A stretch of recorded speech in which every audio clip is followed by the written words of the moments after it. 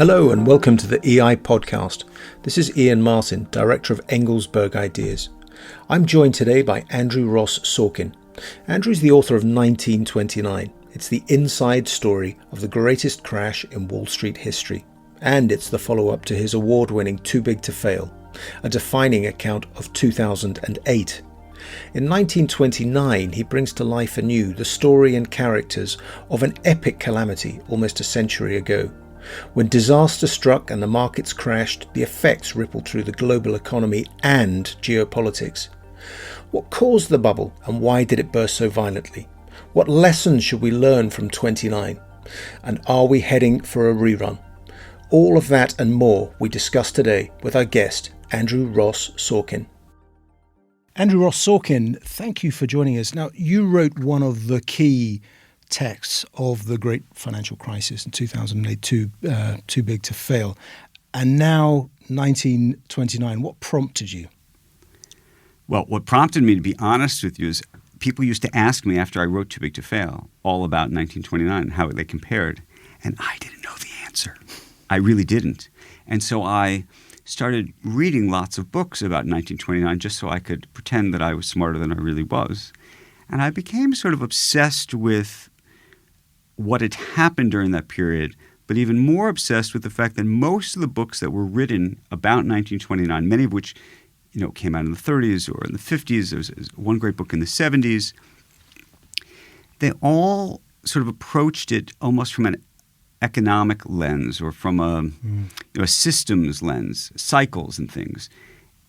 I didn't find that book that I thought really brought you in the room with the characters, so you could be sitting with them, you could be feeling them, and you could see it as a human story.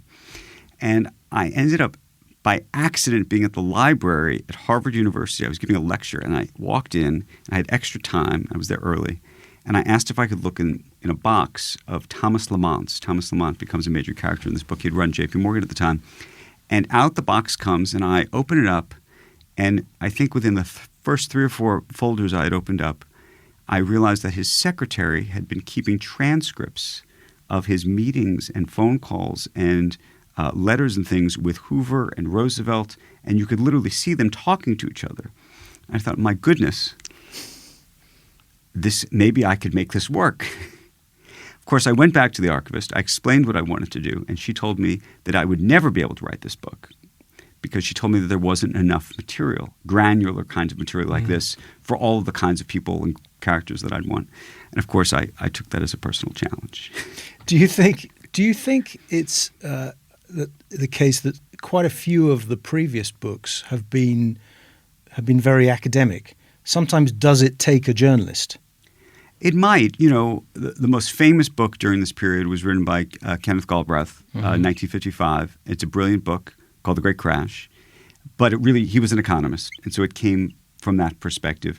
There's a guy named John Brooks who had worked at The New Yorker, who was a great journalist. He wrote Once in Galliconda, which is sort of a broader book that captured parts of the 20s and obviously the crash, but not in depth in that way because it really started in 1920 and sort of went, I think, to 1940 or 1945. And then there were 2 writers who wrote a book called The Day the Bubble Burst. Came out about on the 50th anniversary in maybe 1979. Brits, I think, by the way. And they actually tried to do a character-driven story. So I think people have made efforts in this vein before, but I think to really get underneath it, it really required, at least for me, to get these diaries and memos and letters and notes and all sorts of material that hadn't all been unearthed yet. And the truth is, I sort of fell upon a treasure map in this process because I went to the New York Federal Reserve and asked them for the board minutes during that period. They had never been disclosed before. Oddly enough, they didn't want to disclose them to me. And actually, when they first decided that they would send me them after lots of back and forth, they sent me redacted minutes. They literally had a lawyer go through them basically 100 years later and try to redact pages. And so I finally got these minutes. But once I had the minutes, it was sort of as I said, it was sort of a treasure map as to where to go find all of the other material I would ultimately need. Why do you think there was that paranoia almost? As you say, it's almost 100 years later. It still has plays this enormous role in our imagination, but particularly in the American financial imagination, there's still this sense that it would be dangerous to have these secrets out there. The truth is, by the way, what ultimately was unredacted was not as extraordinary as you might think. You know, it's funny. If you're a board member of the Fed, and even back then and today, you are told – well, actually, maybe today you're told something different. Back then, I think they were told that everything was going to be held in strict confidence for life. I don't think that I think they were trying to hold to that. Today, they actually do release the minutes. Mm-hmm. So it's a different situation. Now, you mentioned their extraordinary personalities, and the book is full of these characters. But you begin on the 28th of October 29 with Charles Edwin Mitchell, central character. So tell us, who is he, and why was this such an important moment? Charlie Mitchell, to me, is one of the most misunderstood and possibly most important characters in the 1920s, who has gone sort of forgotten during all this. And by the way, interestingly, he was sort of left out of most writing about this period, in part because he never had an archive or kept diaries or things. And so I ultimately had to rely on all sorts of other material to actually be able to capture that, what was happening with him. Charlie Mitchell, they called him Sunshine Charlie, ran a bank called National City. National City becomes the equivalent of Citigroup today. And he really almost invented and definitely popularized the idea of lending people money so they could buy stock for the first time. So, you know, prior to 1919, at least in America, and I think here too, it was really a moral sin, if you will, to take a loan of any sort. I mean, it was just not something you would do that was proper. Even mortgages were uncommon. Mortgages were uncommon. It really wasn't until General Motors in 1919 said to themselves, how are we going to sell more cars? We'll have to start loaning people money so they can afford to buy our cars. And that somehow allowed people to buy cars and made people comfortable with the idea of debt. And then you had companies like Sears Roebuck do it for appliances and sort of day-to-day items and things. And then the bankers, of course, noticed what was going on and said, we can do this too. And brokerages started to emerge on the corners of streets everywhere. And you could walk into a brokerage. By the way, some of these brokerages were inside of hotels. I mean, they were everywhere. And you could put down $1 and they would literally lend you $10. And this was really the first time that the ordinary investor had an opportunity to do this kind of investing in the stock market. They had seen the elites do it. This is a period of industrialization. So you have farmers all of a sudden coming to these big cities. They're seeing the elites do one thing. They never really had access. And so everybody's sort of piling in. At the same time, you had this remarkable euphoria around this sort of revolution taking place between automobiles becoming commonplace and telecommunications all of a sudden emerging, radio. I mean, RCA was the hottest company back then. They were the NVIDIA. They were a meme stock at the time. Everybody wanted to buy RCA because it was the future. And they weren't wrong. I mean, radio is the future. By the way, here we are on a podcast. So the technology, they were trending in the right direction. It was just that the economics of all of it got a little confused. Yeah. So there he is on the 28th of October, 1929.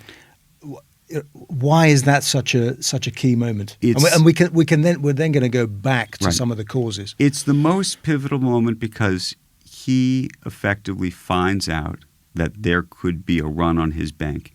He accidentally, as this crash is happening on the 28th, his traders had bought more of their own shares than they technically had enough money to buy. And he had to keep this a secret.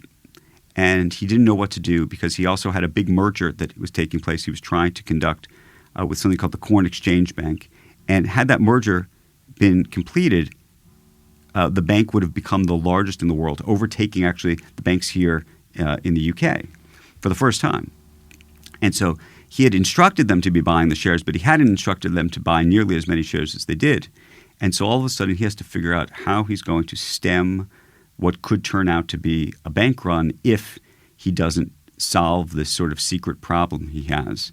And he ultimately actually puts it on his own back, frankly, and gets a loan from J.P. Morgan in his own name and buys back the shares himself without anybody knowing. Yeah, understood. But you then, before we get to the crash proper, you track back and you paint this. I mean, it's beautifully done.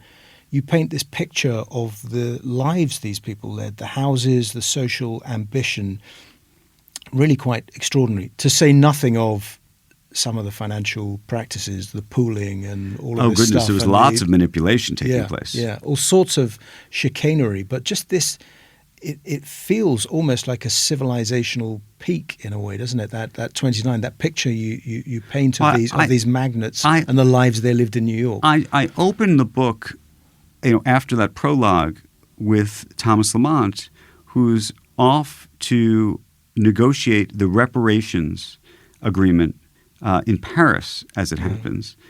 And to me, it was the sort of greatest signal that finance had eclipsed politicians at that point. I mean, the U.S. government was sending the leading bankers in America to go renegotiate the U.S.'s debt deal with everybody, as opposed to sending diplomats. And it just signified sort of how the whole universe had changed. And you also then saw them on these grand boats, and you could really feel where they were living. I mean, Charlie Mitchell, by the way, for everybody who's listening and knows New York, he lived in what is now the French consulate. On Fifth Avenue. It's a remarkable building. I mean, I've gone past that building a million times. I had no idea that somebody ever lived there by themselves.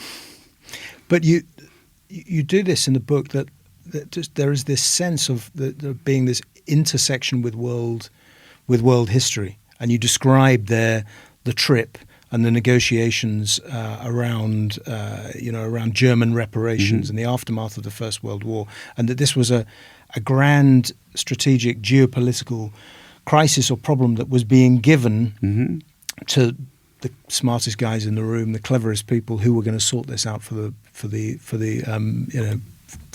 rest of us, which of course then goes spectacularly badly wrong.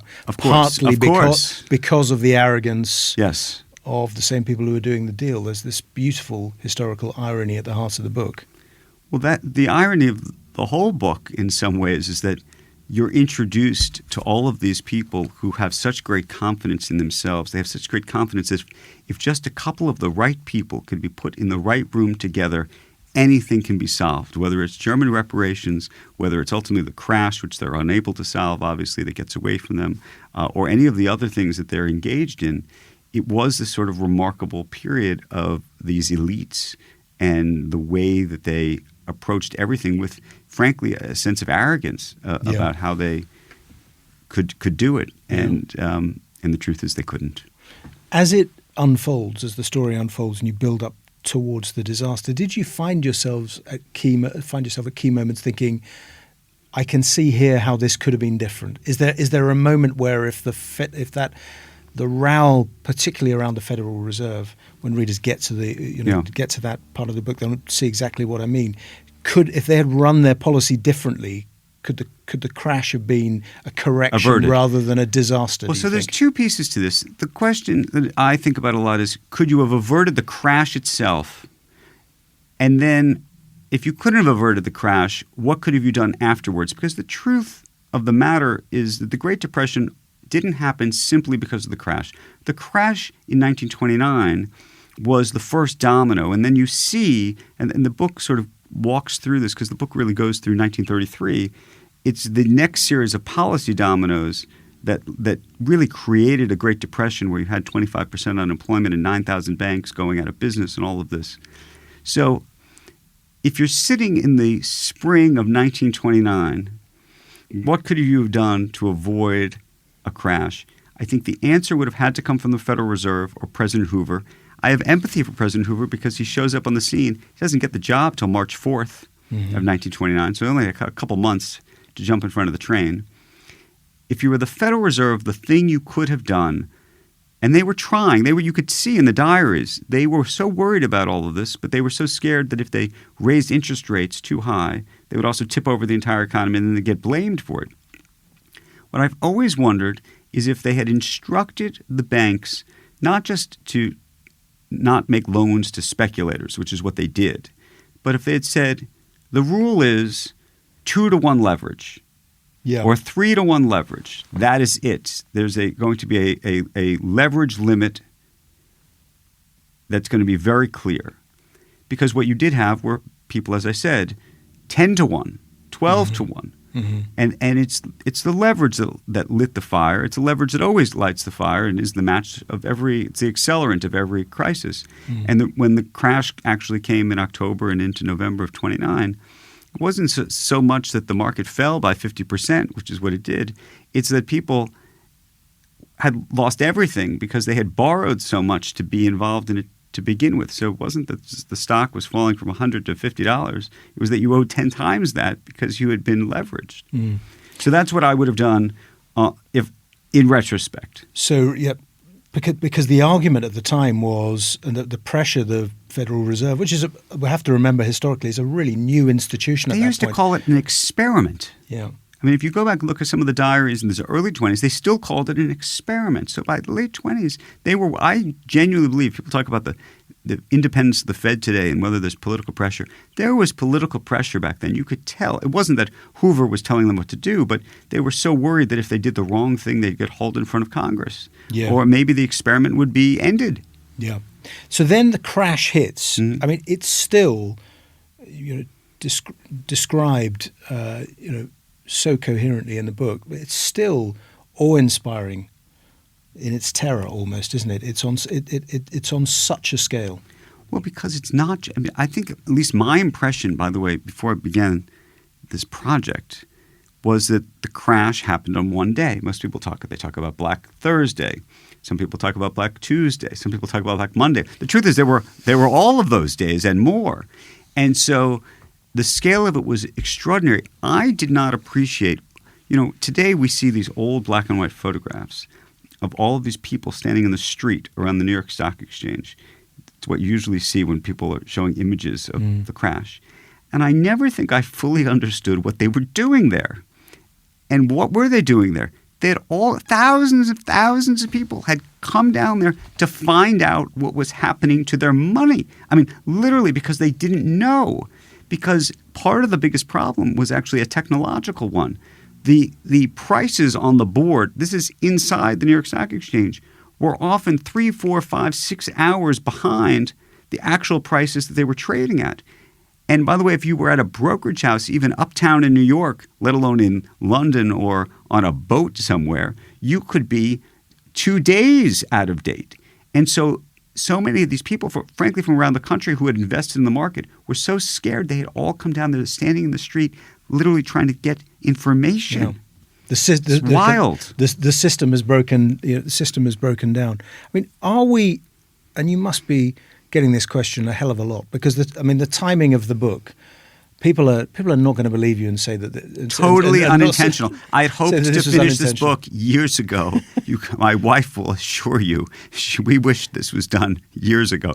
This became an obsession and just frankly a great challenge to complete the way I wanted to with the kind of detail. And I'm happy where we got to, but the timing was not. But we're glad that you did and that you persisted. But there's obviously a symmetry to doing the book. 2029, but it coming out now, you're obviously being asked the question endlessly, 10 times a day, are we headed there again, and how worried should we be now? So the answer is yes and no.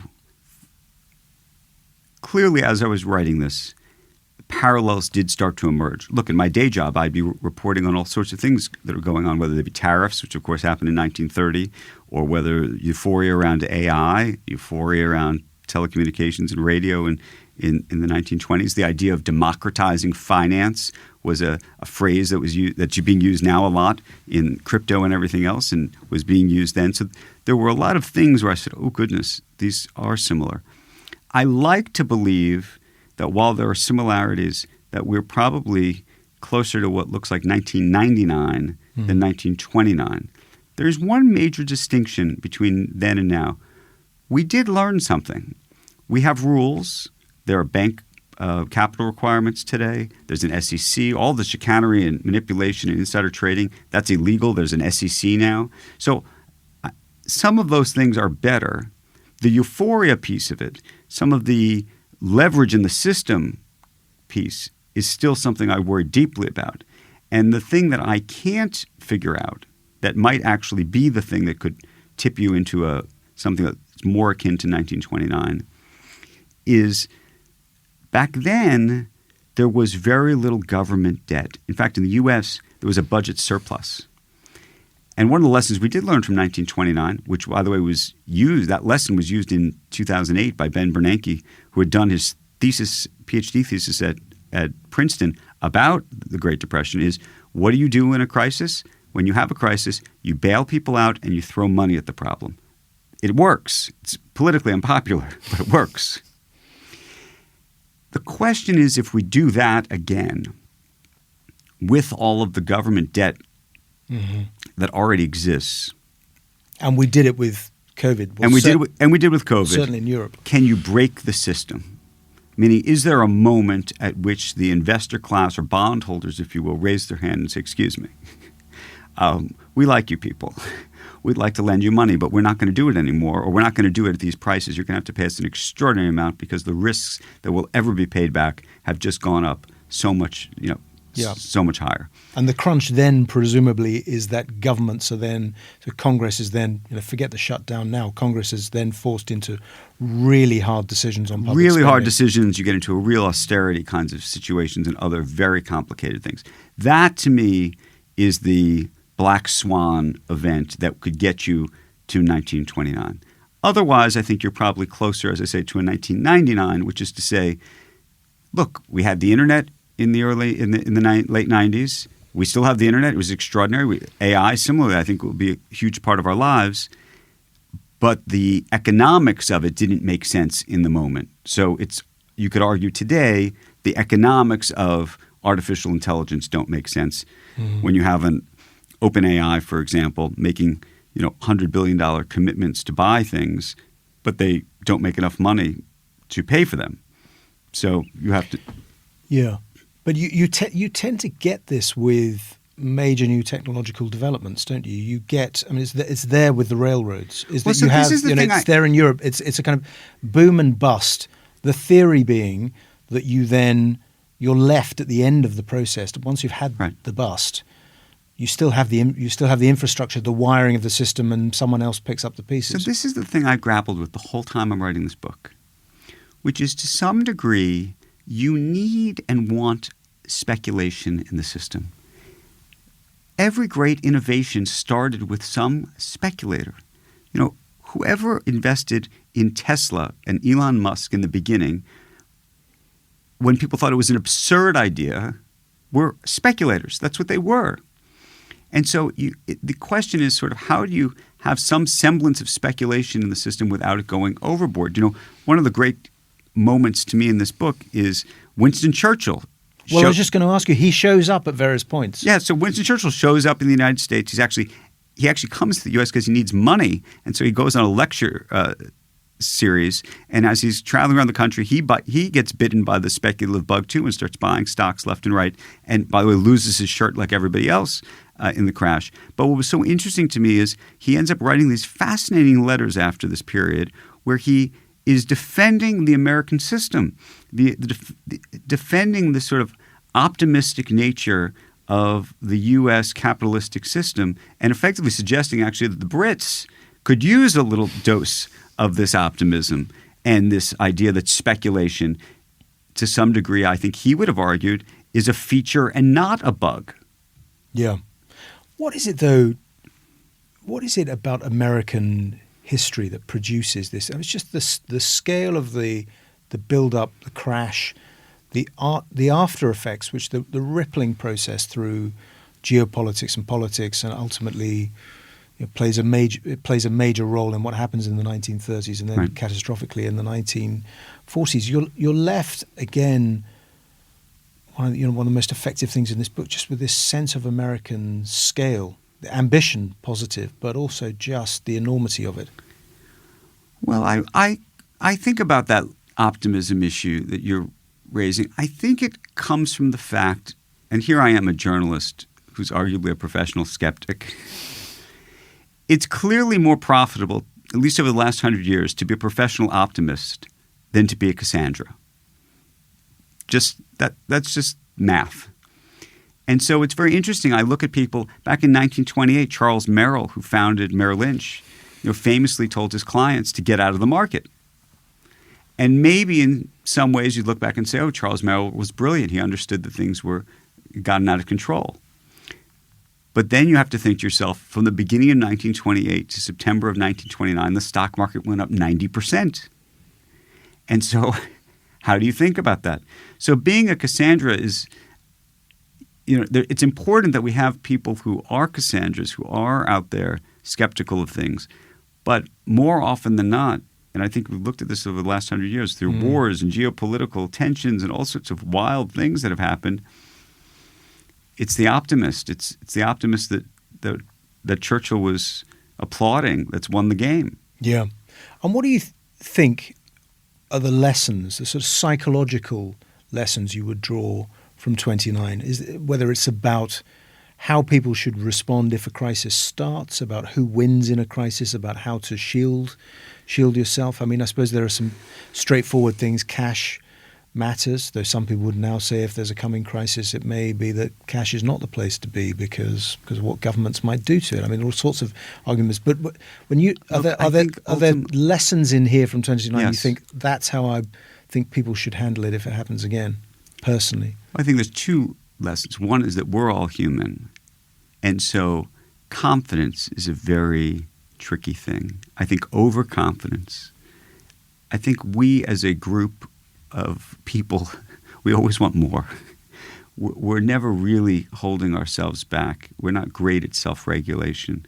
And so I do think a little bit of cash on the sidelines, a little bit of humility around sort of what are the possible scenarios and thinking through those risks, even the risks that we don't understand, meaning I'll talk about the risks that I don't understand. So I think that on the front end, and from a policy-making perspective, again, trying to find this balance between creating an environment where you can have some speculation and innovation, but to the extent that there's an opportunity to have guardrails so that things don't get out of control, that's very important. Transparency is very important, by the way. A lot of the shenanigans that were going on during this period happened because there was no transparency, and we really didn't know where the leverage lie and what was really happening and how all of this was working.